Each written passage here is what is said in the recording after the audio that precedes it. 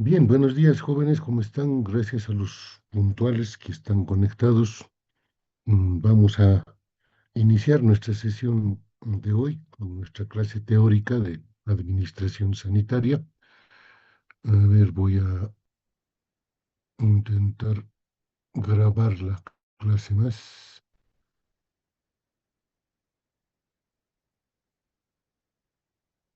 Recording in progress. Bien, Normales. perdón. ¿Alguien toma la palabra? Sí, y si no, pues si me pueden confirmar que hay audio y imagen, por favor. Sí, doctor, se ve. Ya. Si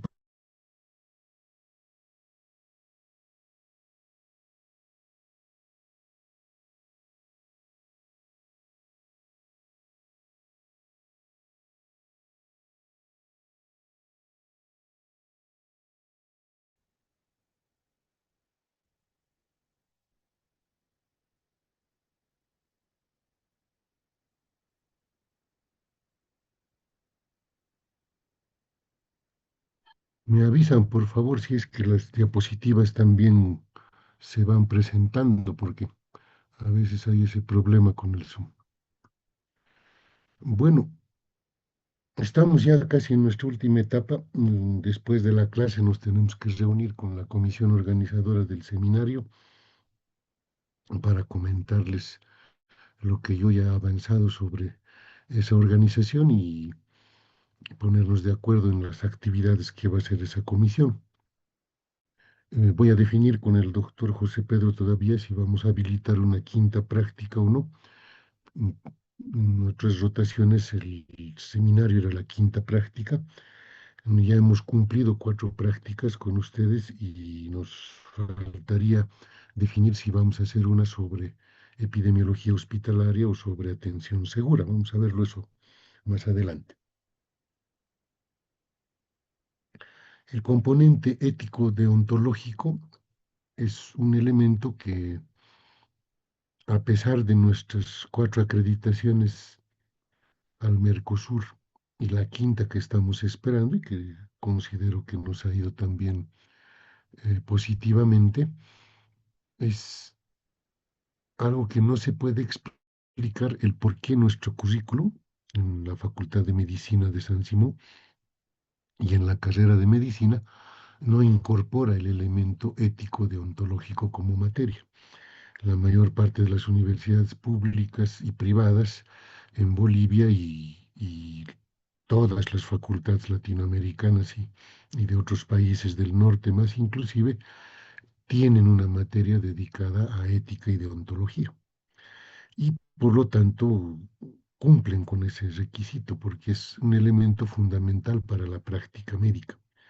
Nosotros, en cambio, no la tenemos y simplemente la abordamos como parte del contenido de algunas materias, ya sean en el Departamento de Medicina Social, ya sea en Medicina Legal o en esta materia de Administración Sanitaria. Yo combino este componente de ética y deontología con el error médico, que es un elemento que a ustedes ya les tiene que mover a la reflexión y a estar conscientes de que van a estar sujetos en su práctica médica a futuro a los eventos adversos que puedan aparecer en nuestra práctica, quiere decir elementos que no esperábamos que se produzcan en los pacientes y que se pueden llegar a producir, o ciertos errores que se cometen en la práctica profesional y que pueden condicionar de alguna manera una demanda judicial del paciente o de los familiares del paciente hacia el médico.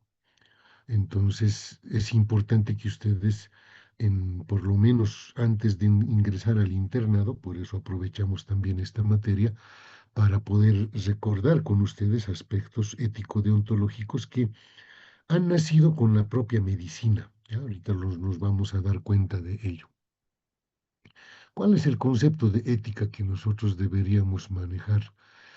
Dice, la conducta o el concepto de ética es la conducta determinada como moral, una conducta moral, en un espacio y tiempo determinado y en un grupo social determinado. En este caso, la ética en general se refiere al comportamiento humano en grupos sociales, ¿no? Siendo parte de un grupo social. Y esa conducta es conocida como moral. Ética o moral pueden utilizarse como sinónimos también. Entonces, es la forma en que te comportas en tu grupo social. Y es por eso que existen ciertos parámetros normativos éticos, es decir, hay ciertas eh, obligaciones que tenemos que cumplir cuando estamos siendo parte de un grupo social. El médico como tal es parte de un grupo social. Los establecimientos de salud son parte de las organizaciones sociales. Y por lo tanto son lugares en donde existe convivencia, interacción entre seres humanos, entre profesionales, pacientes, eh, paramédicos, personal de apoyo, etcétera, pero se tiene que dar ese comportamiento ético o moral de una manera de garantizarle a nuestros pacientes el respeto a su origen, el respeto a su cultura, el respeto a su forma de ser, y por lo tanto tenemos nosotros también que tener un comportamiento no solo dirigido al paciente, ojo, sino también entre la comunidad médica. ¿Ya? Entonces, ahorita vamos a ver qué cosas son lo que consideramos antiético, ¿no? Y ahí se van a dar cuenta que hay muchos elementos que probablemente inclusive ustedes en sus rotaciones prácticas en hospitales ya han tenido la mala suerte de atestiguar u observar conductas antiéticas. ¿Ya? La deontología médica viene de dos vocablos griegos, deontos, deber, y logos, estudio o tratado. Es el estudio o tratado acerca de los deberes en la profesión médica. Por eso se habla de deontología médica. Son los deberes que debe cumplir un médico en su práctica profesional. ¿Ya? Entonces, es un conjunto de principios y reglas éticas que deben inspirar y guiar la conducta profesional del médico. Ya en esta definición de deontología está más claramente explicitado que hay principios y reglas éticas que deben respetarse en la conducta profesional médica. Por eso es algo obligatorio, porque deontología, como hemos visto, tiene un vocablo griego que implica deber, ¿no? Deonto es deber, ¿ya? Entonces, y deber u obligación es algo que sí o sí debemos cumplir para poder tener una convivencia, un marco de respeto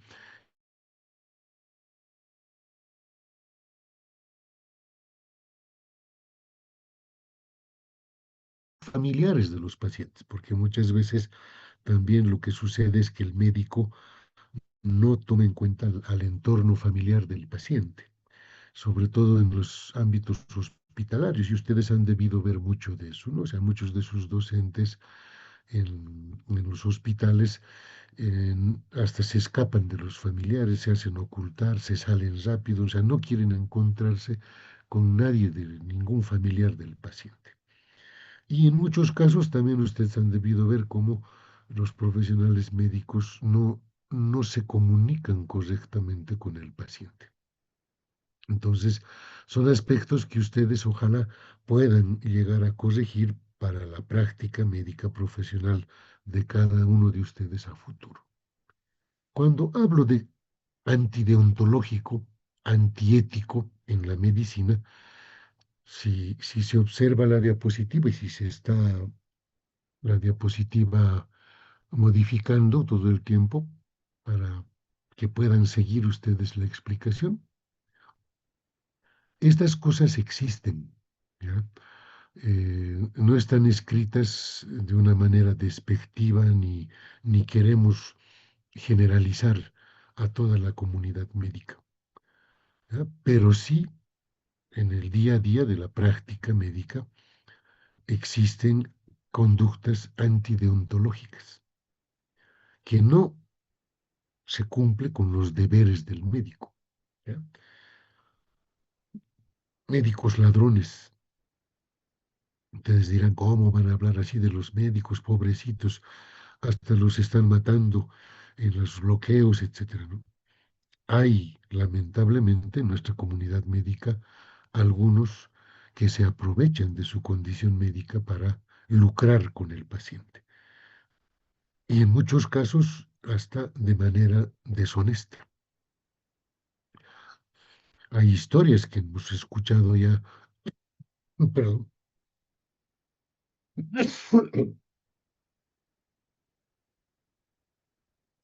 desde nuestra formación profesional inclusive, acerca de que a un paciente X le han dicho que le van a operar la cabeza, le han anestesiado, él ha despertado, le han cobrado y resulta que solamente le habían hecho una incisión de piel y nada más. ¿Eso es correcto? ¿Acaso eso no es robar? ¿Acaso eso no es mentir? Entonces, hay médicos ladrones, hay médicos lujuriosos. No se olviden que por obligación muchas veces nosotros tenemos que hacer el examen físico de un paciente, varón o mujer, y necesitamos que se despoje de su ropa para poder hacer un examen más correcto. Pero han debido escuchar también ustedes y en la prensa todos los días sale el hecho de que médicos, por ejemplo, el caso el anterior, hace 2 domingos, yo leí en Los Tiempos, porque todavía hay gente que lee periódico, el caso de un médico anestesiólogo francés que recién lo han descubierto por su escrito de un diario que él lleva y que ahí se ha demostrado que ha abusado de más de 300 pacientes cuando estaban anestesiados, y la mayoría de ellos en niños y adolescentes. Entonces, no estamos mintiendo, es decir, hay muchos casos que pueden surgir y que ustedes mismos se van a enterar, ¿no? Médicos mentirosos que mienten a sus pacientes. El hecho de decirle a un paciente, esta lesión que tienes, si no te operas, se te va a caer el brazo. Hoy hay que siempre intervenir quirúrgicamente. O sea, ahí estamos mintiendo a los pacientes. ¿Ya? Médicos indiscretos, los que empiezan a hablar a todo el mundo lo que han escuchado de los pacientes, médicos déspotas que se creen dioses en la tierra, médicos desleales, fíjense, porque entre ellos mismos empiezan a hablar mal. Dicen, ¿quién te ha visto tal médico? Ah, ese no es pues buen médico, ese es un sonso. ¿Quién ha comprado su título? Nunca ha estudiado, etcétera. Sí, estamos denigrando a nuestros propios colegas en el día a día, ¿no? Y también, por eso les he dicho a ustedes, tal vez han atestiguado estas cosas en consulta con sus propios docentes, ¿no? Porque nunca está exento un docente de aprovechar ese momento, ¿no? De querer vanagloriarse siendo desleal con sus colegas. Y luego fíjense la irresponsabilidad, la negligencia y la imprudencia y la ignorancia que ya son tipificados como elementos de responsabilidad profesional, más que además de ser un hecho antideontológico en la medicina, hoy en las normas internacionales de auditoría médica y de gestión de calidad son ya tipificaciones de responsabilidad profesional. Y eso lo han debido ver en medicina legal también ustedes o lo van a ver así. ¿Ya? Entonces, un médico no puede ser irresponsable, o sea, no puede no cumplir las cosas que tiene que hacer.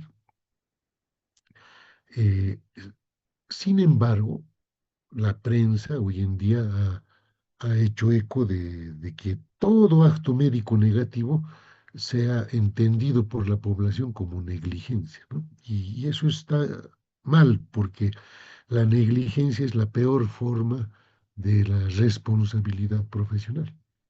El médico negligente es el que hace menos de lo que debería hacer. es el que hace cosas por desconocimiento de sus responsabilidades. ¿Ya? Por ejemplo, un cirujano que se sale sin terminar la cirugía, deja a sus residentes o a sus estudiantes y él se va. Se no ha terminado su actividad quirúrgica y la delega a otros y se va. Eso es ser negligente. Recuerden que cuando hemos hecho la práctica 3 de hospital hemos visto un indicador, ¿verdad? En la actividad quirúrgica, el dejar por olvido algún material, algún elemento de la cirugía en el campo quirúrgico y no haber hecho el recuento correspondiente. Cuando el recuento de instrumental, recuento de gasas, compresas, etcétera, es parte del protocolo de actuación quirúrgica. O sea, no puede un cirujano no hacer un recuento. No puede un anestesiólogo el no hacer una valoración preanestésica. O sea, son cosas que ya están estipuladas en los protocolos de manejo clínico y que el que no lo cumple, ese sí es pues negligente. Porque aún sabiendo lo que lo tiene que hacer, no lo hace. ¿Ya? Entonces, el imprudente, en cambio, es el que quiere hacer algo de más por el paciente. ¿Verdad? Hemos entrado a una cirugía de vesícula, lo hemos resuelto rápido, una cirugía muy limpia, y empieza a escocernos nuestra mano para que, a ver, veremos el apéndice más, ¿por qué no le sacamos la grasita más? O sea, empezamos en un ámbito positivo de decir, le ayudaremos a este paciente haciéndole estas otras intervenciones, pero estamos incurriendo en la imprudencia. ¿Por qué? Porque entramos a ese acto quirúrgico con un diagnóstico establecido y un procedimiento quirúrgico ya planificado anticipadamente. Entonces, ¿por qué tenemos que salirnos de eso? ¿Y qué pasa si va a haber una complicación con las otras intervenciones quirúrgicas que no estaban previstas, que tampoco sabía el paciente, que tampoco sabía la familia, que alguien se iba a animar a hacer otra intervención quirúrgica en el mismo paciente?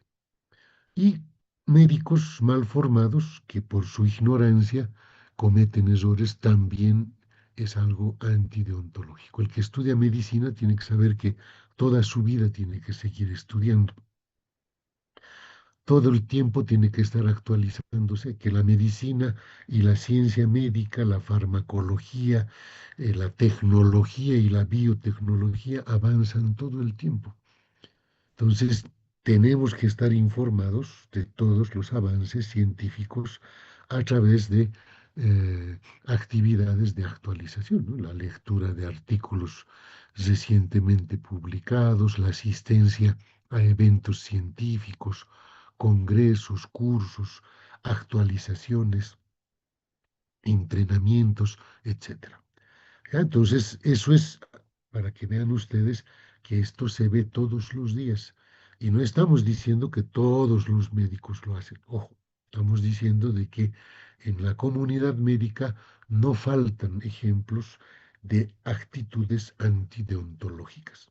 ¿Ya? Entonces, sin ir lejos en nuestra misma comunidad facultativa, hemos visto, ¿no?, que cuando hay procesos eleccionarios, parte de la campaña electoral siempre, lamentablemente, siempre incluye elementos de denigración, de insulto, de hablar mal de alguien o de hacer creer que alguien ha hecho cosas malísimas, etcétera. ¿No? Eso en un ámbito meramente político y que fueran otros profesionales, yo no, yo no lo mencionaría siquiera. Pero que eso suceda entre médicos, o sea, sí estamos entrando ahí en esto de médicos desleales, ¿verdad? Lo antideontológico. Es irresponsable emitir ciertos criterios en redes sociales que denigren a otro colega. ¿Verdad? Puedes representar cierta cantidad de votos a favor para un frente X, pero no es lo correcto. ¿Verdad? Entonces, el médico principalmente es el que debería dar el ejemplo de cómo se debe llevar a cabo una contienda correcta, ética, ¿sí?, de respeto y de propuesta. Eso es lo que deberíamos demostrar siempre, por lo menos en nuestra facultad. Que en derecho se hagan lo que quieran, que se enjuicien, que en tecnología, que sé yo, en agronomía se hagan lo que quieran, pues, allá ellos. Pero nosotros tenemos ante todo una responsabilidad ética. Y fíjense por qué les restamos la importancia a la ética y no lo incorporamos en el currículum de las escuelas de medicina. Primero porque muchos piensan de que mientras el médico tenga conocimientos y experiencia, eso es más importante que la ética. Tiene que ser un médico muy bien formado y la ética eso tiene menos importancia. La ética se aprende en la familia, no en la facultad de medicina. Es otro pensamiento que resta la importancia de enseñar ética en la facultad. Otros dicen, la ética médica se aprende observando cómo se desempeña el médico más antiguo. No se aprende de los libros o de charlas como clases, ¿verdad? Muchos tienen ese concepto de que la ética se enseña con el ejemplo. Lamentablemente, acabamos de decir que no todos son buenos ejemplos en las instituciones hospitalarias en donde hacemos actividad docente. Y la ética es importante, pero nuestros currículos ya están muy sobrecargados y no hay más horas para la enseñanza de la ética. Por eso no hay. En medicina, en nuestra carrera, no hemos incorporado ética principalmente por esa razón, porque no hay horas de docencia y no hay posibilidad de incorporar porque el currículum ya ha sobrepasado más de las 10.000 horas. A nivel nacional, el CV nos pone un tope, dice, en una formación de licenciatura no pueden sobrepasarse de las 10.000 horas. Y nosotros ya tenemos como 10.400 y pico horas actualmente, sin tener ética en el currículum. Entonces, sin tener esa materia en el currículum. Por lo tanto, si yo incremento más horas, voy a seguir haciendo crecer la carga horaria curricular a más de 10.000 horas, ¿no? Entonces, ¿cómo se buscaría otra solución? Pues modificando el contenido de otras materias, modificando hasta la denominación de algunas materias. O sea, nadie, ya sabemos hoy en día de que hay contenidos de que ya no son los pertinentes para nuestros estudiantes y deberíamos hacer un cambio curricular pequeño y decir, bueno, esta materia se va a suprimir y en su lugar va a entrar ética y deontología. Situaciones que tampoco eh, quiere tomarse en los ámbitos universitarios. ¿Por qué estudiar ética en la medicina? Es que cada vez más en el mundo las escuelas de medicina se dan cuenta de que es necesario entregar a los estudiantes tiempo y recursos más apropiados para la enseñanza de la ética, porque si no lo hacemos, vamos a generar profesionales que no van a tener en cuenta estos principios ético-deontológicos y van a generar conflictos y van a generar malas conductas y van a generarse ellos mismos procesos judiciales y todo ello. Entonces, ¿por qué estudiar ética en la medicina? Porque estos principios de respeto por la persona o las personas, el consentimiento informado que hoy en día es obligatorio, la confidencialidad que debe existir, son elementos básicos en la relación médico-paciente. ¿Ya? Sin embargo, estos elementos pueden tener problemas de cumplimiento en la realidad, porque tanto médicos, pacientes, familiares y el resto del personal de salud pueden estar en desacuerdo acerca de la manera correcta de actuar. ¿Ya? Entonces, hoy en día se nos exige, por ejemplo, eh, el consentimiento informado para todo y nada. Ya hemos llegado a un extremo de exageración. Y por ejemplo, yo siempre recuerdo una experiencia que la he vivido cuando estaba dirigiendo un hospital en la Seguridad Social y estábamos solicitando los consentimientos informados para que sean preparados, sobre todo en el área quirúrgica, ¿no? Y de intervencionismo. Y cuando el grupo de anestesiólogos me hace entrega de su consentimiento informado, o sea, no van a creer, era un documento de más de 30 páginas. Entonces, cuando me pongo a revisar ese documento, habían ellos hecho una revisión bibliográfica exhaustiva de todas las complicaciones que se han descrito en la literatura en actividades que involucraban la anestesia. Entonces, es más que un consentimiento informado, esa era una declaración y una petición de pedirle al paciente que no se someta a la cirugía, porque puede suceder esto.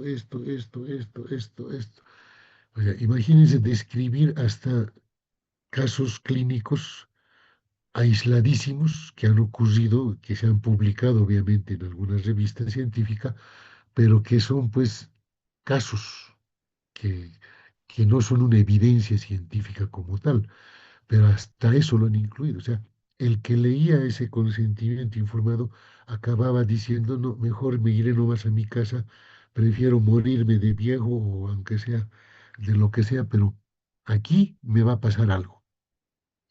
Aquí me están diciendo que cualquier cosa de esto me va a suceder.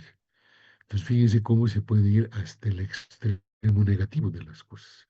O sea, un consentimiento informado tampoco puede ser pues tan exagerado así.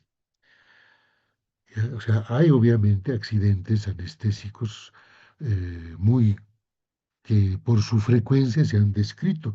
Y de esos es de los que hay que hablar, de lo que es frecuente, de lo que es, hay cierta posibilidad de que aparezca por su alta frecuencia. Pero si son casos aislados, ni siquiera hay que mencionarlos, ¿no? Entonces, sin embargo, ese error cometen los mismos profesionales que en un ámbito hospitalario han elaborado su consentimiento informado. Estudiar ética médica prepara a los estudiantes de medicina a reconocer situaciones difíciles, pero también a tratarlas de manera racional y con principios éticos y deontológicos. Es importante también en las relaciones del médico con la sociedad y sus colegas. Y hay muchos que se dedican en la medicina a la investigación clínica o epidemiológica.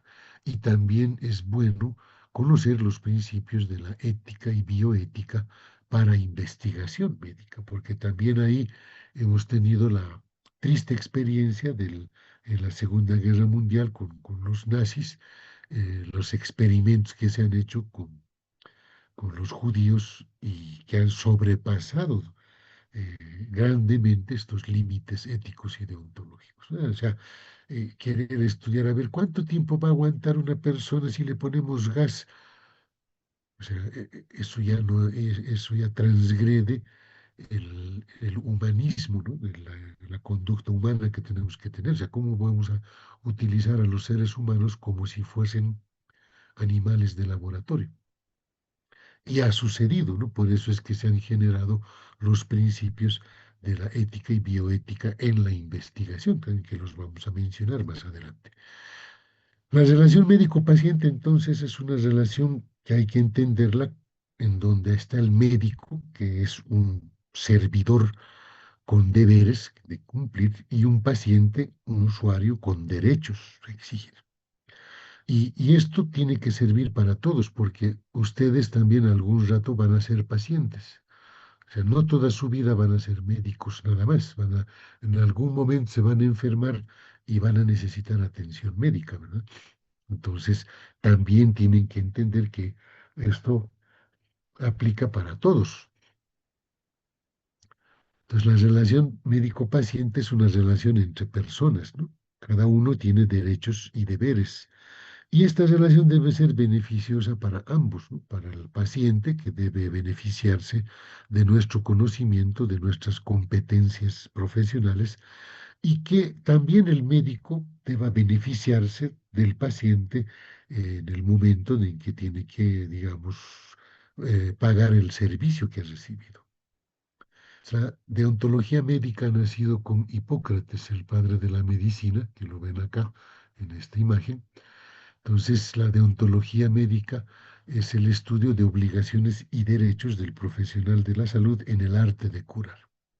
Pero lleva implícito, además, y hay que entender esto, aspectos éticos y también legales, ¿ya? Por eso es que si yo incumplo y tomo actitudes antideontológicas, puedo ser enjuiciado.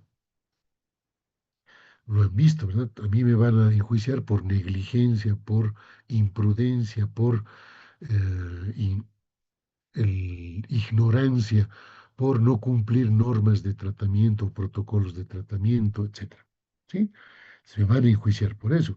El hecho de no estar presente en mi turno, por ejemplo, si yo soy médico de emergencias y viene una emergencia y no está el médico, pues no está cumpliendo su deber. Por más de que digan es que tenía una emergencia personal, familiar, él ha tenido que avisar y ha tenido que dejar a alguien en su cuenta. Y si no lo ha hecho así, pues está incumpliendo normativa que también le va a llevar a un juicio de responsabilidades. Todas estas conductas normalmente se anotan en un denominado código de ética y deontología, ¿no? Como este ejemplo que ven acá ustedes que dice Código de Deontología Médica, ¿ya? Entonces, ahí están contenidos los principios que al ser aplicados les garantizan a ustedes un ejercicio profesional competente, honesto y honorable. Y eso es lo que ustedes deberían buscar, que cuando ejerzan como médicos, lo hagan con mucha competencia, pero también lo hagan con mucha honestidad y honorabilidad. ¿Ya? Así que no es solamente aquí acumular conocimientos y ser el más capo de la promoción, sino el hecho de ser honesto y honorable. Se ha visto además en la experiencia general que el médico más experimentado, el médico más competente, también es el más humilde en su conducta. Grandes profesores que algunos hemos tenido el privilegio de conocer, ¿ya? Han demostrado siempre en su conducta personal y profesional humildad. ¿Ah? O sea, que quiere decir que el que más sabe no tiene que ser el más engreído, el más altivo, el que quiere que todos les rindan pleitesía, no. Es al revés. El que más conoce, el que más enseña, el que más se prepara, el que más competente es, siempre es más humilde que el resto. Porque al parecer el conocimiento que va creciendo te hace crecer también como persona, como ser humano, y por eso que tu comportamiento es muy, muy humilde. Entonces, eso es algo que también ustedes tienen que ver. Entre ustedes mismos, entre estudiantes, hoy en día ven a veces actitudes que les molestan, ¿verdad? Este compañero ya está bien, pues tiene buenas notas, pero no le da el derecho a ser tan engreído y altanero. Entonces, fíjense cómo nos tenemos que ir formando hasta en eso. Y en la parte de investigación nació la bioética, fíjense, la ética con la vida, ¿sí? Es el estudio de la conducta humana en el campo de las ciencias de la vida y la salud, examinada a la luz de los valores y principios morales, ¿no? Entonces, hay principios de bioética que todos debemos conocer y cumplir, ¿no? Por eso se habla de bioética y de ontología médica también en alguna literatura, ¿no? Por ejemplo, la no maleficencia, que es el primero no dañar, primero no causar daño al paciente, primum non nocere en latín, ¿verdad? El principio de la justicia. Todas las personas merecen la misma consideración y respeto, no pueden ser discriminados por razones de raza, sexo, edad, ideas, creencias o posición social. El principio de la autonomía, el paciente tiene derecho a decidir sobre sí mismo. Hoy en día yo no le puedo obligar a un paciente a tomar un medicamento X o a someterse a una intervención quirúrgica o a someterse a un procedimiento de gabinete diagnóstico. Él tiene que tomar la decisión, pero tiene que tomar la decisión con la información que yo le tengo que dar. Tengo obligación de informarle. ¿Ya? Entonces, ahí es clave, porque muchos dicen, el paciente autónomo que haga lo que quiera, que me avise después. No es la actitud esa.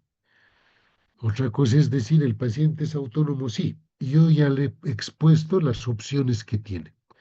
Él decidirá, pero yo ya le expuse lo que la evidencia médica en este momento tiene para él. Entonces, la autonomía ahora sí se cumple. El paciente está bien informado y el paciente tomará la decisión si lo hace o no lo hace, si se somete o no, si toma un medicamento u otro.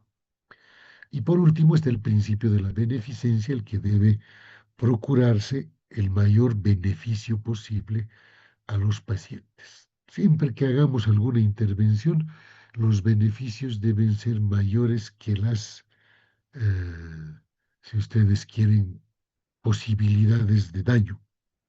Si hay mayor beneficio, esa actitud hay que tomarla, esa conducta hay que tomarla. ¿Ya? Entonces, siempre hay que sopesar hasta las decisiones médicas con eso, es decir, cuál es más beneficioso para el paciente y demostrarle eso, ¿verdad? Entonces, al explicarle esas cosas, el paciente también puede entender. Y fíjense que la deontología, la ética en medicina es tan antigua como la historia que tiene el padre de la medicina, Hipócrates, ¿no? Por eso hacemos el juramento hipocrático.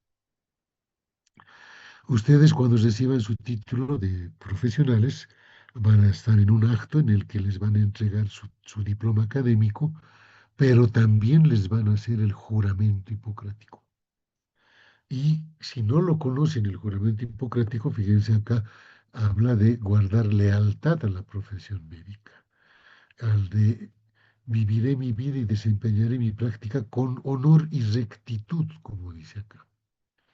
Que mi entrada en cualquier hogar será para beneficio del enfermo, hasta donde me lo permita mi conocimiento.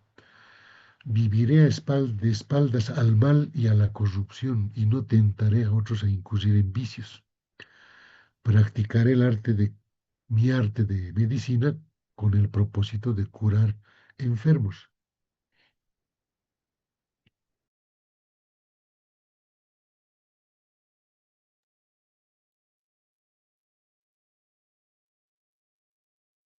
No administraré droga ni practicaré operación alguna, fíjense acá, con propósito criminal. Mantendré inviolable el secreto de todo lo que se haya podido escuchar. Entonces, eso se jura. Y es un juramento que no solo es parte de un acto de colación, ojo, es un juramento que ustedes hacen ante la sociedad, porque es la sociedad la que escucha. Y cuando ustedes egresen, sus papás, sus familiares van a escucharlos hacer el juramento. Entonces, esperamos que un médico sea académico, con conocimiento actualizado, alguien que reconozca sus limitaciones. El médico no es Dios, no puede resolver todo, que no sea agresivo con sus conductas, que tenga racionalidad, que razone bien las cosas y que respete la evidencia científica. Para ustedes es una obligación eso. O sea, aparte de lo que están leyendo en su formación médica, a futuro tienen que leer las novedades, actualizarse, qué de nuevo hay, qué medicamento nuevo ha aparecido, qué esquema terapéutico nuevo hay, qué método diagnóstico nuevo hay. Pero también hay que tener conciencia social. Todos los médicos deben tener conciencia social y eso es solidarizarse con el sufrimiento de su paciente sin tener ninguna consideración discriminativa en relación al grado de instrucción, raza o condición social. El médico debe ser solidario con sus colegas, con los familiares, con su institución y con el paciente. Solidario está bien con los colegas, ya se puede colaborar, se puede dar un apoyo, etcétera.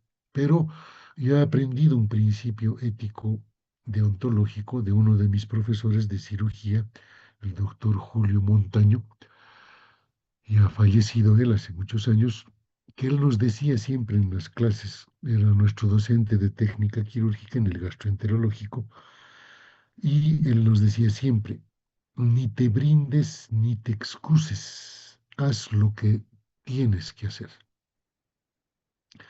¿Qué significa esa frase? Ni te brindes, o sea, no es nomás estar diciendo, "Ya, yo lo voy a hacer, estar saliendo de turno, no, ya dos más me voy a atender, no, no te brindes, o sea, brindarse, ojo, que algunos, puede que tu turno haya sido impecable y en el paciente que ya no te correspondía te ocurra un evento adverso. ¿Y todo por qué? Por brindarte. Lo otro, ni te excuses, o sea, tampoco es escaparse de la actividad, tampoco es escaparse del paciente, ¿no? Haz lo que tienes que hacer. Si este paciente te toca atenderlo, atiéndelo bien. Si este paciente es del siguiente turno, déjalo que asuma la responsabilidad del siguiente médico. Tú ya has cumplido tu turno, tú ya has cumplido tu guardia.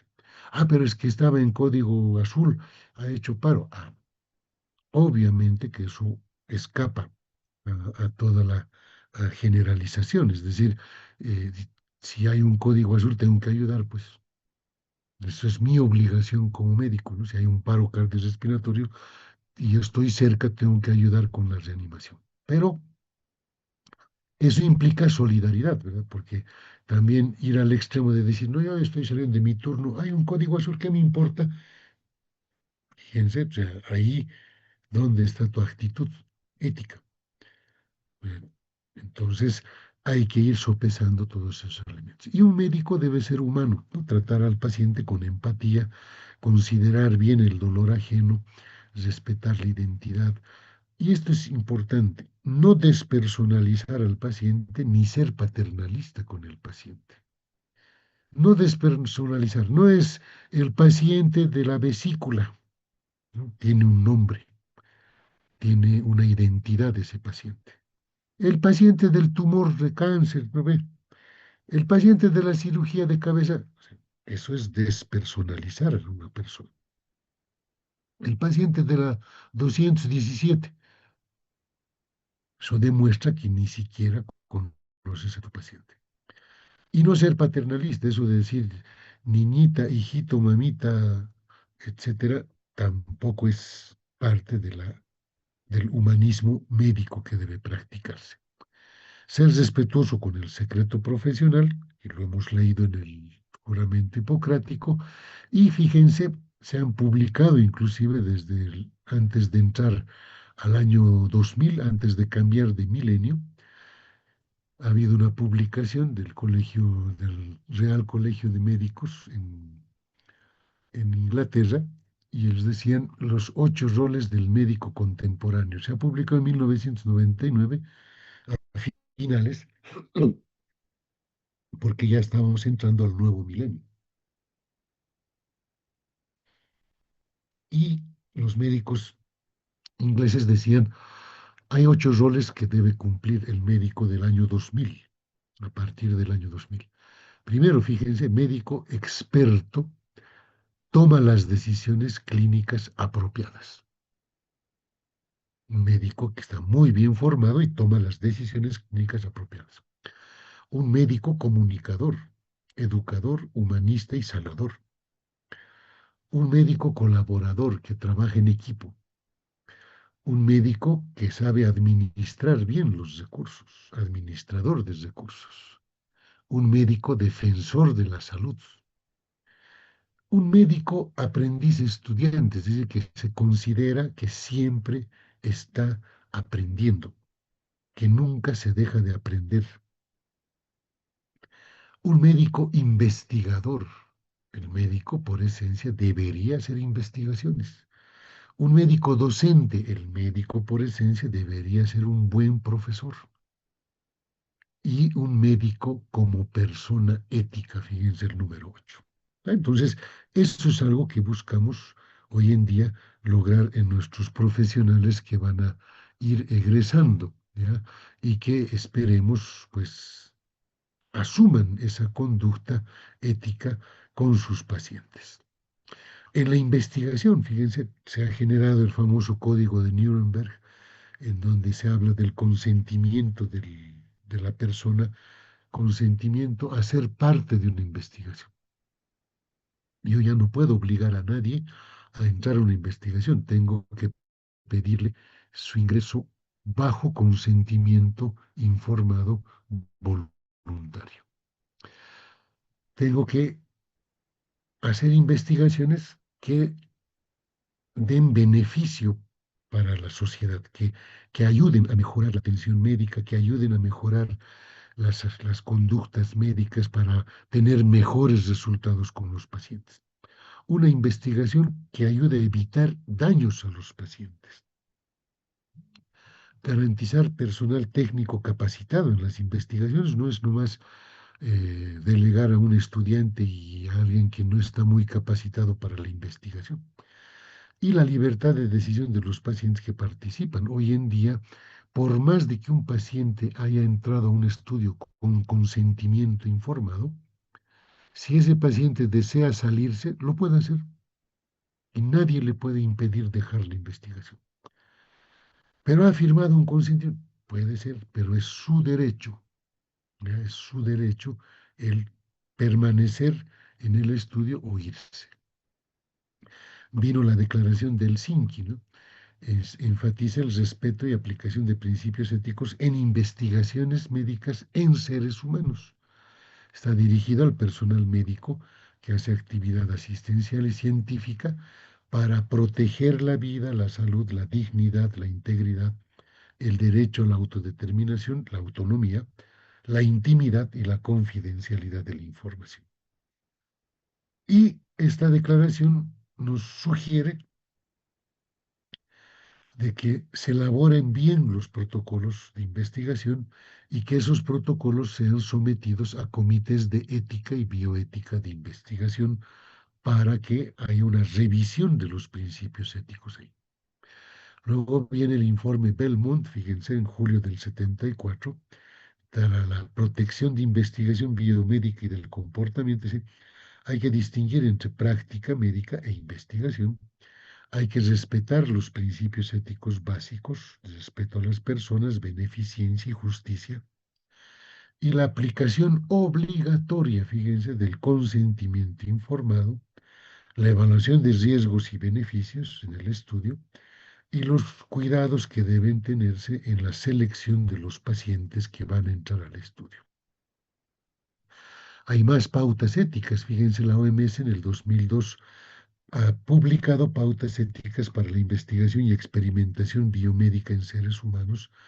Primero exigen una justificación ética y validez científica de la investigación. Como hemos dicho, no vamos a investigar al estilo de los nazis alemanes.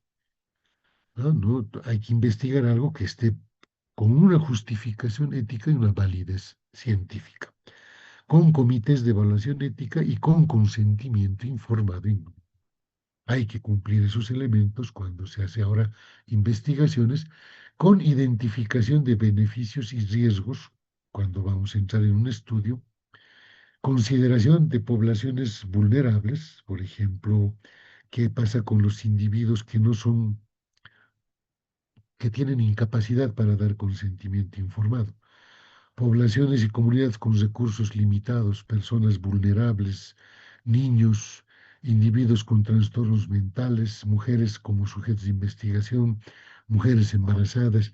Hay que tener mucho cuidado con estas poblaciones vulnerables.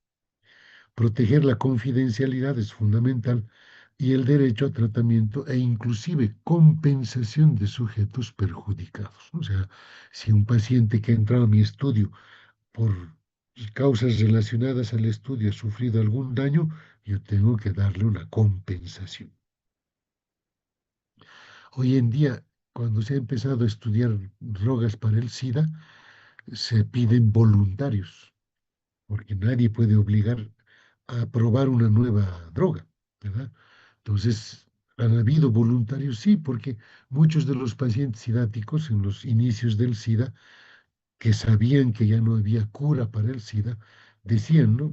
Hay esta esperanza de tratamiento. Bueno, yo me ofrezco de voluntario. Si me va bien, bien, si me va mal, estoy contribuyendo, pero obviamente también había una compensación para ello. ¿Ya? Es decir, el paciente que es voluntario muchas veces recibe una compensación para su familia. ¿Ya? Entonces son elementos que se van tocando ahí. Bien, ese es el componente ético deontológico. Ahora me interesa hablar con ustedes esta última parte del curso de lo que es el error en medicina, ¿ya? Y el error en medicina es algo que recién se ha ido tomando en serio a partir de esta publicación en 1999. Fíjense también otra vez, ¿no? Antes del segundo milenio, antes de empezar el año 2000. Errar es humano construyendo un sistema de salud seguro, es una publicación. Y aquí, fíjense, dice, First do not harm. Dice, ¿no? Primero no hacer daño. Está un principio ético que lo hemos, o bioético que lo hemos mencionado hace rato. Dice, poner la seguridad a la cabeza de la agenda sanitaria de cada uno de los países. Entonces, este libro ha demostrado, a través de una revisión de casos que se han hecho, que entre 44.000 a 98.000 muertes que han ocurrido en hospitales americanos, en los Estados Unidos, por año, fíjense, por año, son muertes que pudieron evitarse, que lamentablemente llegaron a la muerte, pero sus causas de muerte eran evitables. Podían haberse evitado estas muertes. Esta cifra de 44.000 a 94.000 supera, en ese momento, superaba en mucho al total de muertes por accidentes de tránsito, más cáncer de mama, más SIDA. Fíjense, es decir, errores médicos han matado más gente que accidentes de tránsito, cáncer de mama y SIDA juntos. Entonces empezó a llamar la atención. Peor aún, uno de cada 25 pacientes hospitalizados acababa lesionado, acababa con alguna lesión adicional que no tenía el momento de su ingreso. Se ha evidenciado 2,8 millones de prescripciones médicas incorrectas. Ahorita ya vamos a llegar a eso.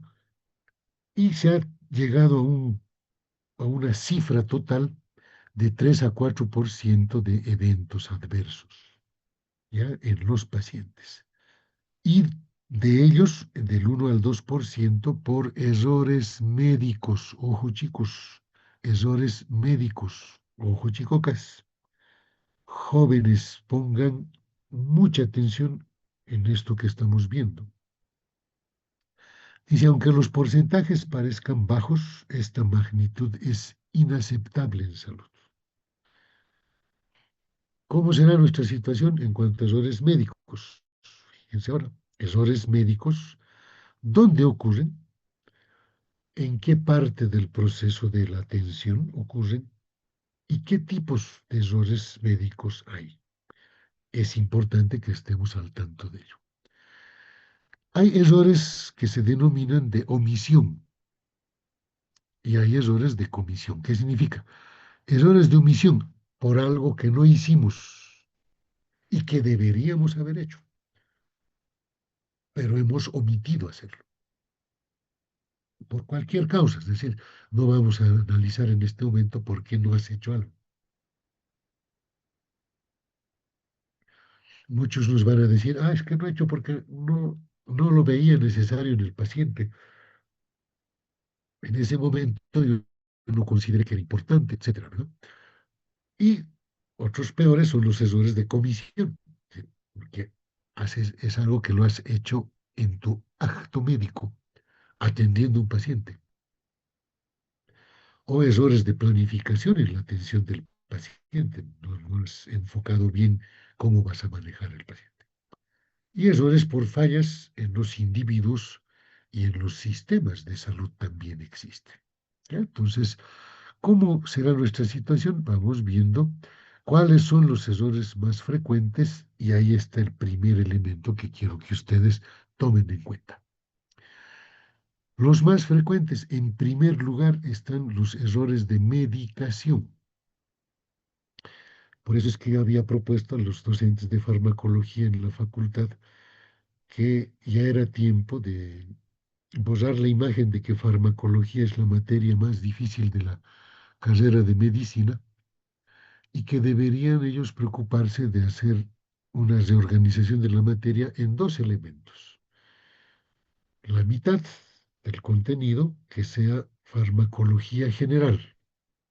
¿Lo ven? Eso que es biodisponibilidad, vida media, la vías de administración, qué sé yo, ¿no? O sea, todo lo que es la reabsorción, absorción, la concentración del medicamento, etcétera. Y la otra mitad deberían ellos enfocar la terapéutica médica. Y en terapéutica médica justamente se habla de elementos para evitar errores en la medicación, ¿no? Por ejemplo, dosis inadecuadas, combinaciones inadecuadas, contraindicaciones no cumplidas, sinergias o competición entre dos medicamentos que le estamos recetando al mismo tiempo. Entonces, esos elementos se debían enseñar en terapéutica médica. Pero, como siempre, nosotros nos acostumbramos a decir, no, desde antes se enseñaba así, hay que seguir enseñando así, somos los mejores médicos de Bolivia, somos la mejor facultad de Bolivia. Está. Aún siendo los mejores, siempre hay oportunidad de mejorar más y de adecuarnos a la actualidad, ¿no? Entonces, hoy en día, esto que estoy mostrándoles, errores de medicación, ¿con qué se evitaría en gran medida? Enseñándoles bien terapéutica médica, no exigiéndoles la letra menuda del Katsun, sino enseñándoles bien a cómo se usa un medicamento, con qué cosas hay que tomar en cuenta, combinaciones, contraindicaciones, efectos adversos de los medicamentos. Eso es la terapéutica, en casos concretos, ¿verdad? En cambio, farmacología general será pues toda la parte de la biodisponibilidad, absorción, excreción, etcétera, vida media y todos esos elementos de los fármacos y los grupos de fármacos que existen. Pero bueno, algún rato se entenderá. Y fíjense, a nivel mundial, 4 de cada 10 pacientes sufren daños de atención sanitaria primaria y ambulatoria, y 80% de estos son prevenibles. Y los errores más perjudiciales están relacionados con diagnóstico, prescripción médica y uso de medicamentos. Fíjense, dos elementos de medicación. La prescripción, una mala receta, una mala indicación, y el uso inadecuado de medicamentos. Entonces, errores en medicación, fíjense, se han detectado en Estados Unidos y en Reino Unido casi un 1,5% de casos. En Estados Unidos, en atención ambulatoria, lo primero eran en pacientes hospitalizados, ¿no? En atención ambulatoria, hasta 5% llega de errores de medicación que pueden ser referidos a dosis del medicamento, a la forma de escritura que hemos hecho en la receta y relacionados con la decisión del medicamento que estamos utilizando, que es decir, una mala elección del medicamento.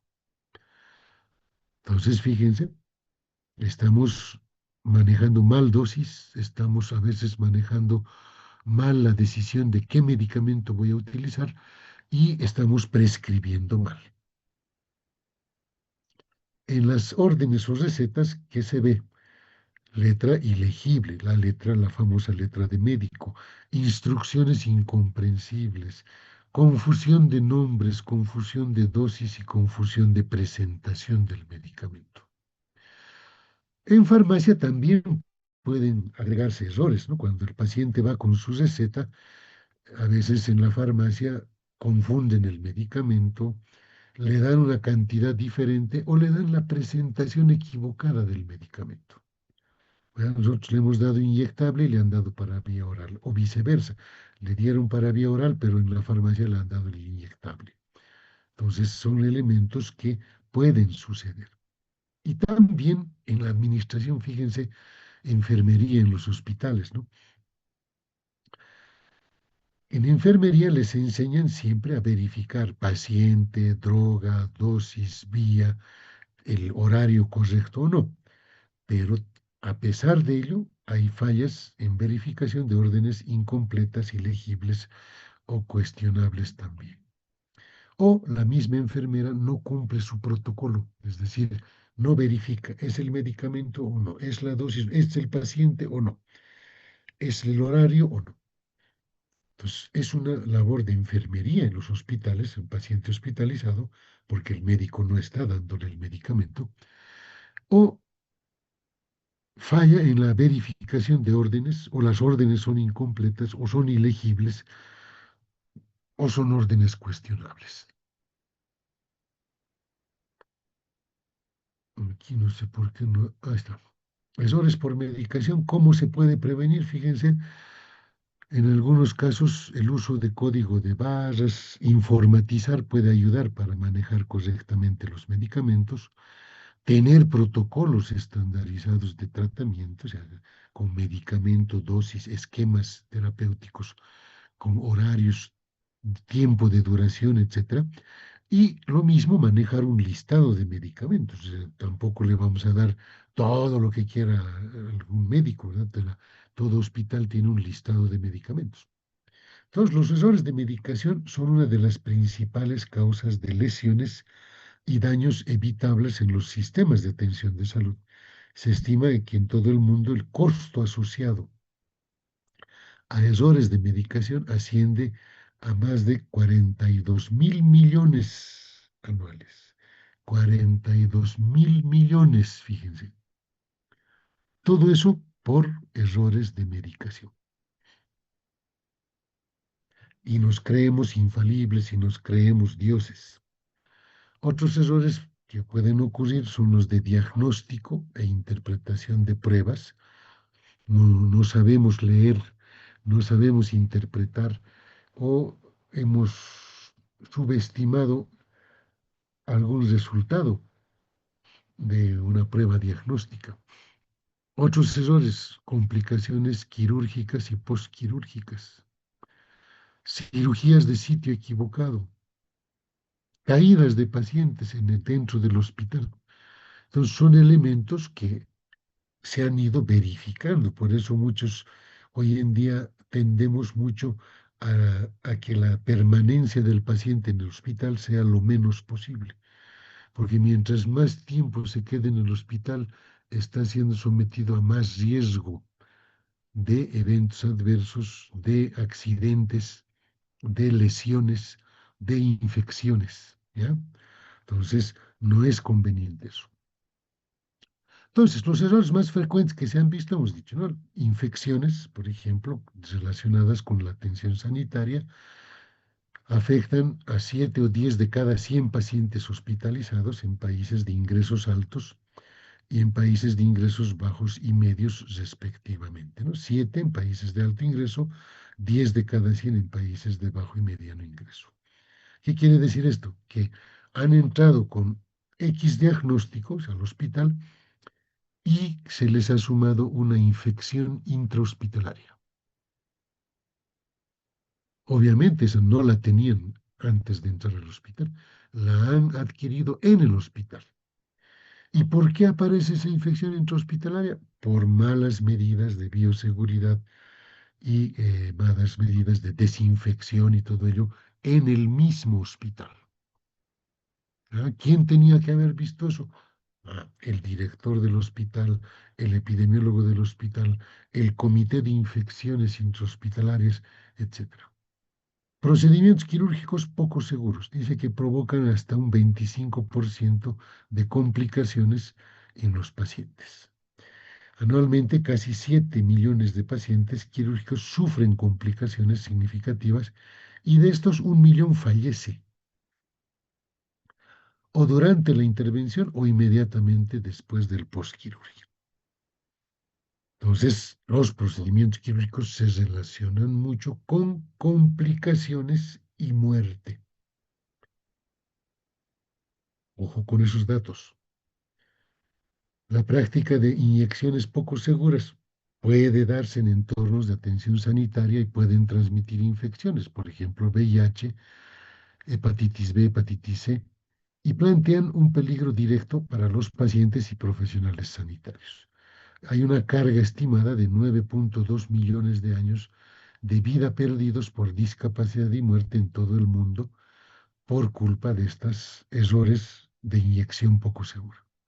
Los errores diagnósticos, fíjense, afectan a un 5% de los adultos en atención ambulatoria y más de la mitad de estos errores puede llegar a causar daños graves. La mayoría de los pacientes se ven afectados por algún error de diagnóstico a lo largo de su vida. En el año 2003 se ha hecho una revisión sistemática de 53 estudios de autopsias realizadas entre el 66 y el 2002, fíjense, casi 40 años, y encontró errores diagnósticos entre el 4.1 al 49.8% de los casos. La media ha dado de 23.5. Sí, error diagnóstico. Y 4% de esos casos provocó la muerte del paciente. Estos errores diagnósticos están en todas las especialidades médicas, pero hay cifras que rondan el 5% en aquellas en donde el diagnóstico o interpretación visual es preponderantemente, como son patología, histopatología, patología general, radiología, imagenología, dermatología, que es mucho de observar, y entre el 10 a 15%, fíjense, en otros campos, en donde es más bien el acopio de información y el análisis de los datos el que juega un rol preponderante, medicina interna, por ejemplo. ¿Ya? Entonces, pueden haber errores por interpretación visual. ¿Ya? Para mí es esto, yo veo esto, no sé, no todos los patólogos coinciden con lo que ven, ¿verdad? Y peor aún cuando hay que interpretar información, ¿no? En medicina interna generalmente ocurre y el porcentaje es mayor, fíjense, del 10 al 15%. La tasa de error diagnóstico en urgencias ha sido entre el 0,6 al 12%. En un estudio de Harvard de la práctica profesional, 14% de los errores médicos resultaron de equivocaciones diagnósticas y 9% por mala prescripción. En el mismo estudio decían el 75% de todos los errores que se han cometido estaban relacionados con negligencia médica, es decir, la peor forma de responsabilidad profesional. Transfusiones poco seguras también provocan problemas en los hospitales, ¿no? Los datos sobre reacciones adversas a las transfusiones procedentes de un grupo de 21 países mostraron una incidencia media de 8,7 reacciones por cada 100.000 pacientes atendidos o 100.000 unidades de componentes distribuidos. Y fíjense, hoy en día con oncología, pacientes oncológicos, errores de irradiación, a casos de sobreexposición a la radiación y aquellos en los que se irradia al paciente incorrecto que lo han irradiado, zona equivocada de irradiación, le han irradiado otra parte. Y según un examen de los datos publicados a lo largo de 30 años sobre seguridad en radioterapia, se estima que la incidencia de esto es de 15 por cada 10.000 ciclos de tratamiento. O sea, estos errores ocurren. ¿Ya? Y cuando veamos atención segura, vamos a ver ya datos en los que el error médico es la tercera causa de mortalidad hospitalaria, más alto que otras patologías. Septicemias no diagnosticadas a tiempo han provocado muerte. Anualmente hay casi 31 millones de personas en todo el mundo que hacen septicemia y 5 millones de esas fallecen por eso. Tromboembolias venosas, una de las causas más frecuentes y prevenibles de daño a los pacientes. Anualmente, esto es una tercera parte de las complicaciones atribuidas a la hospitalización por falta de movilización del paciente, por falta de posiciones inadecuadas del paciente, etcétera. Se estima que 3,9 millones de casos hay en los países de ingresos altos y casi el doble, 6 millones en los países de ingresos bajos y medios. ¿Ya? ¿Qué eventos centinelas son los que deberíamos tomar en cuenta para detectar errores? Muerte no anticipada.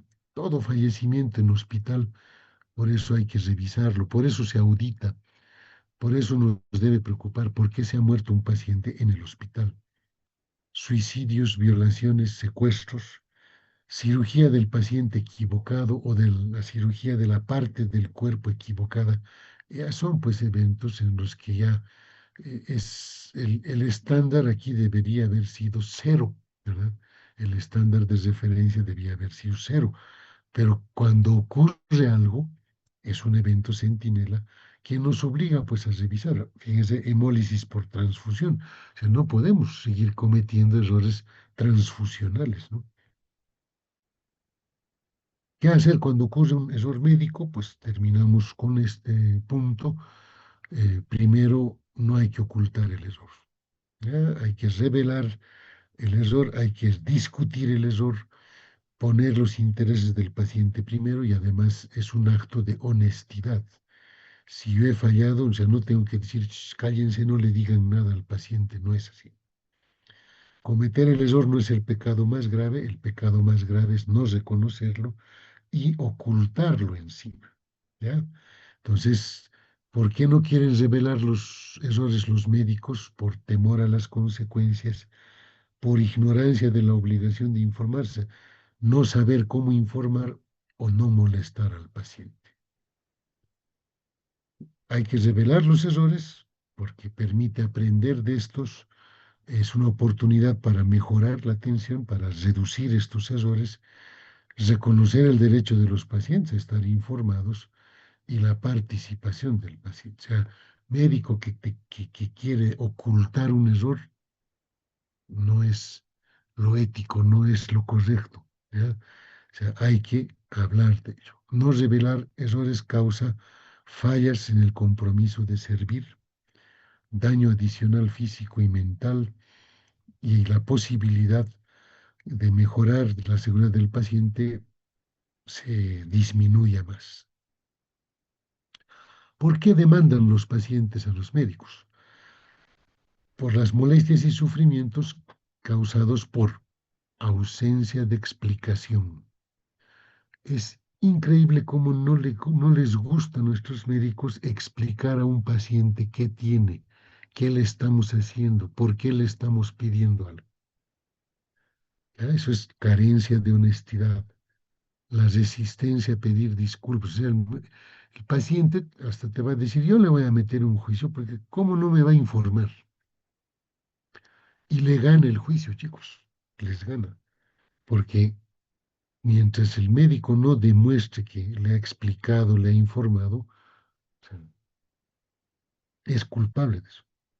O no quiere pedir disculpas, o el paciente es tratado como neurótico. Entonces, por ahí vienen las primeras causas de juicios a la práctica médica.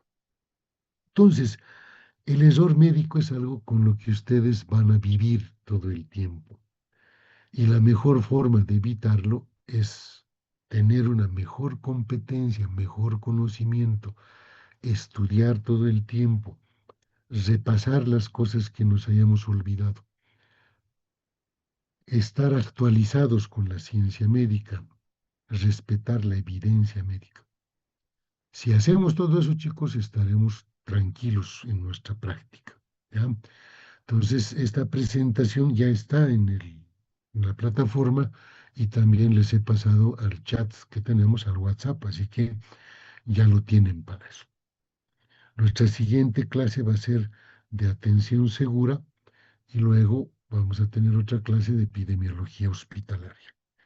Y ya estamos terminando, ¿no? Así que si hay alguna consulta sobre esto, este es un elemento que es más de recomendación para ustedes. Por eso es que la ética y deontología es un componente que evita o trata, ayuda a evitar errores médicos. Si yo cumplo mi responsabilidad médica como corresponde, voy a cometer muchos menos errores médicos. ¿Ya? Y voy a hacer una práctica médica competente, honesta, responsable. Y eso es lo que estamos buscando. Muy bien, entonces, si hay alguna consulta, pues estoy a su disposición. Y si no, pues tenemos que reunirnos con 10 alumnos que se han anotado para ser el comité organizador del seminario de cierre que vamos a tener. Así que la sesión de nuestra clase ha terminado, pero nos quedamos con los que van a coordinar la realización del seminario. ¿Ya? Les doy o me dan un minutito o dos para que puedan ponerse de acuerdo en eso.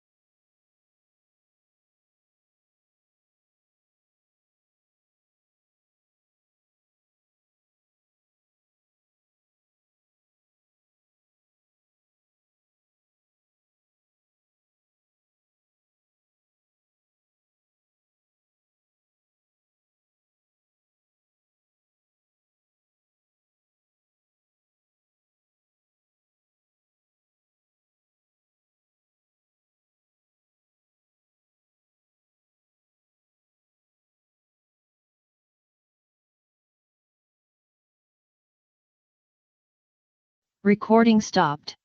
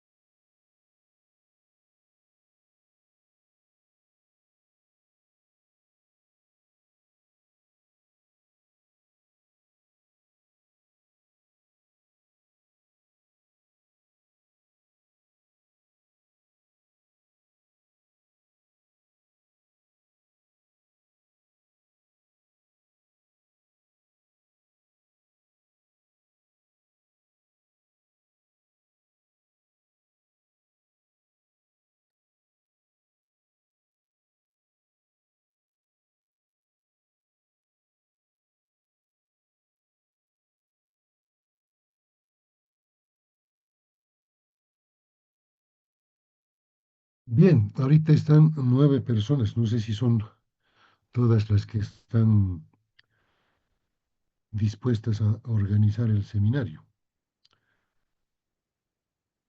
Buenos días, doctor. Justamente ayer le hablé yo para coordinar, somos 5 las que de mi grupo de práctica que queremos ayudarle en la parte de coordinar el seminario.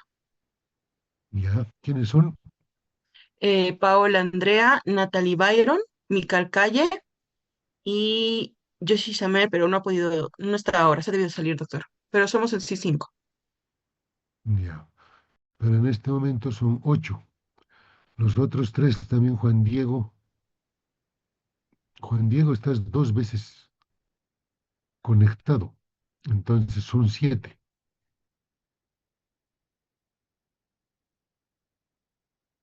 Valerie,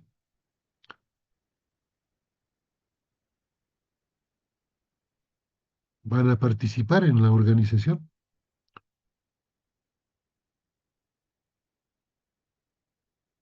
¿Y quién más no me has mencionado? Melina, ¿no? Sí, doctor. Bueno, voy a suponer que los que están conectados en este momento van a ser parte del comité organizador. La actividad de organización no es dificultosa en primera instancia porque normalmente yo ya hago ciertos contactos previos, ¿no? No es que ustedes solitas van a organizar y a nosotros los docentes no nos va a importar que hagan. Generalmente son temáticas que pueden ser o de actualidad o temáticas que por su importancia, digamos, en salud pública pueden interesarnos, ¿no? A mí, cuando yo ya contacté a una institución, la contacté justamente en el Servicio Departamental de Salud. Nos citaron al auditorio para una presentación que era de alternativas para la reducción de transfusiones sanguíneas en pacientes hospitalizados. Y recién al final yo mm, caí en cuenta de que esa presentación estaba solicitada y organizada por una iglesia, la iglesia de, no sé si son los mormones o si son los testigos de Jehová, y les voy a confirmar. Pero me pareció interesante porque ya no es un tema de discurso mm, netamente religioso, ya de que no, que mi creencia, mi religión no me permite y punto, sino que ellos han desarrollado, ojo que yo no pertenezco a ninguna de esas corrientes religiosas, yo soy católico, pero me ha parecido interesante el poder escucharlos acerca de los planteamientos que ellos tienen, porque en algún momento ustedes en su práctica médica se van a cruzar con eso, ¿no? O sea que un paciente por X religión no va a aceptar hacer algo. Y como acabamos de ver en nuestra temática de hoy, la autonomía del paciente es un derecho ético y bioético. Es decir, yo no le puedo obligar a un paciente a aceptar una intervención solo porque yo se lo digo. Y más allá de ello, también estos que han estado en la exposición han traído material, han distribuido eh, folders con artículos publicados, buscados en las bases de datos médicas. Es decir, ya ellos tienen una especie de soporte científico a lo que están planteando relativo a las transfusiones sanguíneas. Las transfusiones sanguíneas, como han visto también, los errores transfusionales son parte de los errores médicos que hoy en día se describen. Pueden que no sean tan frecuentes, pero el hecho de que sigan ocurriendo implica nomás que no los estamos organizando y no los estamos revisando como se debe. En cada hospital en Bolivia hoy ya tenemos una unidad transfusional, por ejemplo, ¿no? Entonces, hay esos elementos que hacen que esta temática y el hecho de que es una institución que ofrece todo un proceso de capacitación, de divulgación científica y de discusión, entonces yo ya me puse de acuerdo con ellos, yo ya porque en esa exposición que nos hicieron en el Servicio Departamental de Salud, ellos dijeron, ¿no? Si alguien está interesado, podemos ir a las instituciones que ustedes gusten. Entonces yo me acerqué a ellos después de toda la exposición y les dije, yo soy docente en tal materia en la Facultad de Medicina, siempre tenemos un seminario de cierre del semestre y me parece interesante que mis estudiantes puedan escucharlos, puedan ser parte de esta actividad. En esa ocasión, ellos solo pues, tuvieron como 30 minutos de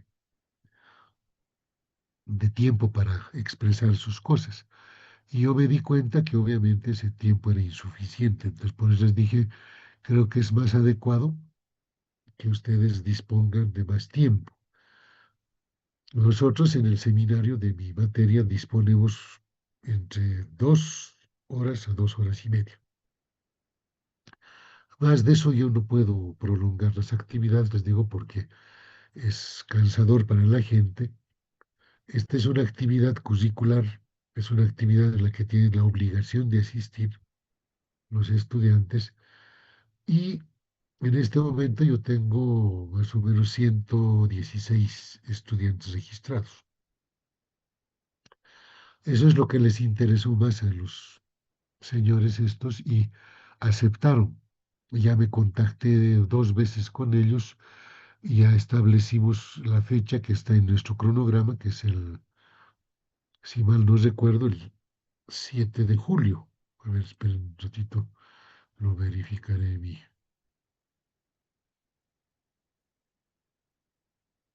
mi fecha.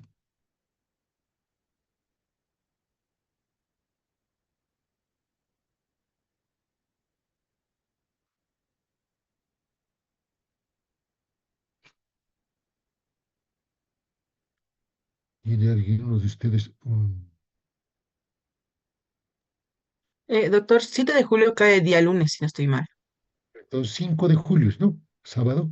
Sí, sábado 5 de julio, doctor. Ya, esa es la fecha entonces que está en nuestro cronograma. ¿Ya? Ya. Entonces, es decir, ellos van a traer equipo de sonido, micrófonos, ellos van a traer material, que es un material interesante, bonito. Además, los artículos de los que ellos hacen referencia, que son sacados de la literatura médica y todo ello. Y ellos traen la exposición.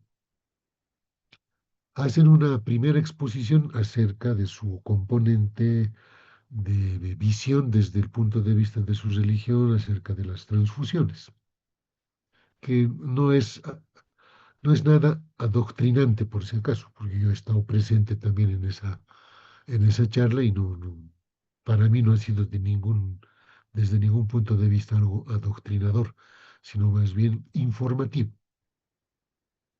Pero luego está la exposición de las evidencias científicas y de las alternativas que existen hoy para disminuir la necesidad de transfusiones sanguíneas, ¿no? Y para mí eso va en relación a esto que acabamos de ver, que es error en las transfusiones. Pues muchas veces también ellos plantean el rechazo a la transfusión más que todo desde un punto de vista de que están siendo sometidos a un riesgo. Y el hecho de haber cuantificado a nivel mundial los errores en transfusión sanguínea, pues no podemos negar nosotros que sea en verdad un riesgo para la salud de ellos, ¿no? Así que eso estamos viendo. Entonces, el contenido, todo eso ya está conversado. El seminario va a ser de 9 a 11. El seminario va a ser en el Auditorio Azul del quinto piso del edificio nuevo porque es una actividad curricular. No tenemos que pagar nada de alquiler, ni mucho menos, pero sí preveemos un cobro que ustedes lo administran para fines de refrigerio y para fines de lo que se pueda precisar, ¿no? Por ejemplo, si ellos no traían el equipo de sonido, nosotros tendríamos que alquilar un parlante, un micrófono, o prestarlos de algún departamento. De los, ya la mayoría de los departamentos tienen su parlante y micrófono, pero a veces no tienen baterías, no tienen cables, no tienen extensores de corriente. Entonces, para comprar esas cosas necesarias se puede utilizar ese recurso. Para fines de certificación no propio, si quieren un certificado, lo elaboramos y con la jefatura de departamento se puede firmar y todo. Depende de ustedes, ¿no? Pero para información de ustedes, a nivel del colegio médico, la cantidad de horas mínimas que deben ser certificadas con un cartón, con un certificado, es de 6 horas. En este caso, nosotros vamos a estar como 2 horas o 3 horas académicas, digamos, en la actividad y nada más.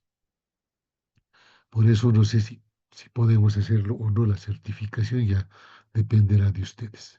Pero la idea también es que lo que sobre del recurso recaudado, ustedes lo administren como curso, se lo guarden para la Semana Médica, por ejemplo, que es en septiembre, o lo utilicen en lo que ustedes gusten.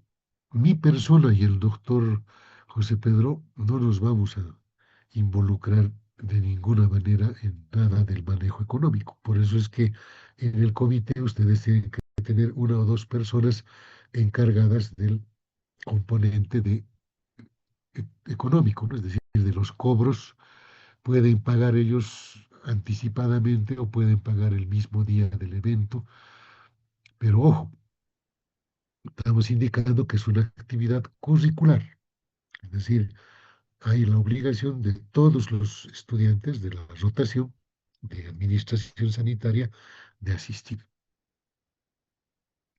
El cobro ya depende de ustedes, el monto, ¿ya? En algunos casos han cobrado 10 bolivianos, por ejemplo, en otros casos, inclusive años pasados, hasta 20. ¿Por qué? Porque era una recaudación, como les digo, que ustedes anticipan para el beneficio del curso, ¿no? Para el beneficio del quinto año. Y a veces para la semana médica también es importante que tengan un fondo de arranque porque en esas actividades de festejo siempre se necesita, ¿no?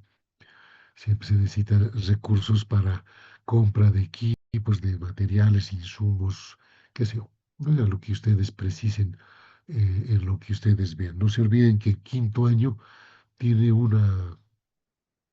siempre ha tenido una participación fuerte en la semana médica y la mayor parte de las veces siempre ha ganado el premio de la semana médica que el centro de estudiantes era el que administraba anteriormente, ¿no? Entonces, sin embargo, yo lo dejo a consideración de ustedes, es decir, ustedes dirán, pregunten cuánto quieren recaudar, hagan una cotización también del refrigerio que quieren servir de refrigerio. No se olviden que hoy en día ah, hablar de salteñas ya es 10 bolivianos una salteña. Es decir, si cobramos 10 bolivianos, vamos a cubrir justo lo que cuesta una salteña y no vamos a ahorrar nada. Entonces ya dependerá de ustedes el hecho de que se pueda hacer un cobro interno. ¿Ya? Es decir, esta comisión de organización, en este caso Alison, Mical, Paola Andrea, Sebastián, Valery, ya ustedes se ponen de acuerdo para ver quiénes asumen toda la cuestión del manejo económico, deleguen a alguien para que averigüe refrigerios, para que se los traigan hasta la facultad el sábado 5 de julio, vean uno de ustedes o con la que se ha contactado conmigo, vamos a ver lo del programa, la elaboración del programa para poder distribuir también ese día o colocar en los folders que la institución nos va a traer, colocamos el programa, ¿no? Y coordinamos con este encargado que está en contacto conmigo, coordinamos con él también. La idea es que el seminario empiece a las 9 en punto, pero obviamente vamos a citar a la gente desde las 8:30 para la inscripción o ingreso, pero 9 en punto estaríamos empezando, perdón, y a las 11 en punto estaríamos concluyendo. Entonces, el refrigerio muchas veces lo servimos al final, ¿no? Cuando concluye el seminario, se distribuye el refrigerio, porque cortar el seminario muchas veces eh, ha sido motivo de que muchos estudiantes se vayan y piensen que con lo que ya han anotado su asistencia al principio ya, ya era suficiente. Les he dicho, no, la lista que vale es la lista del final del seminario. Así que esa lista es la que yo tomo en cuenta para registrar y pasarle al doctor Rivera también para que él tome en cuenta en sus calificaciones prácticas, porque es actividad curricular. El doctor Rivera también va a estar presente ese día, así que él va a recibir también toda la información. Entonces, sería bueno que también se piense en alguien de protocolo, ¿no? Alguien que pueda estar presentando a la institución o a los expositores, etcétera. O ponernos de acuerdo con la institución para también ver que alguien de nosotros esté como moderador o como, ¿cómo le llaman eso? El responsable de ceremonia, que se llama, ¿no? El que va a presentar, va a invitar a los expositores. Entonces, preveamos también eso. ¿Ya? Son esos tres elementos que yo necesito, ¿no? La organización de toda la parte económica, que depende de ustedes, inclusive el monto lo definen ustedes con el curso, pero que entiendan que es también para el refrigerio, para lo que se necesite en el seminario y para su ahorro como curso, ¿ya? Que hagan la cotización del refrigerio, el refrigerio que consideren también ustedes, no, no es problema. No se olviden que hay que siempre prever la compra de botellitas de agua para los expositores y todo eso, ¿eh? Y un maestro de ceremonias para ese día. Y obviamente Está bien, doctor. el día del seminario, gente que esté en la puerta registrando y en algunos casos hasta terminando de cobrar las cuotas, ¿no? Para que puedan ir ingresando. Afuera seguramente esta institución nos va a proporcionar sus folders y todo eso. Entonces, eso ya está todo colocado el compromiso y ahora sí, en estas 2 semanas que les queda, ustedes como comisión organizadora estarían a cargo de eso. ¿Está bien? Está bien, doctor. Si tienen alguna consulta, Doctor, entonces esto estaría yendo más como una charla, ¿cierto? Y bajo el título de Alternativas terapéuticas a la transfusión sanguínea. sí, hasta el título te vamos a pasar ya Allá. coordinando con la institución para elaborar el programita y todo.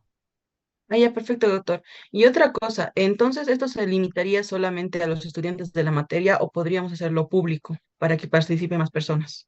Se puede invitar a otros cursos, ¿ya? Y depende de ustedes la cuestión, pero lo que yo no quiero que tenga mucha trascendencia es que están cobrando y no sé qué, y la cosa, y quieren llenar el auditorio. Pero es obvio que podemos invitar sociedades científicas, qué sé yo, fraternidades.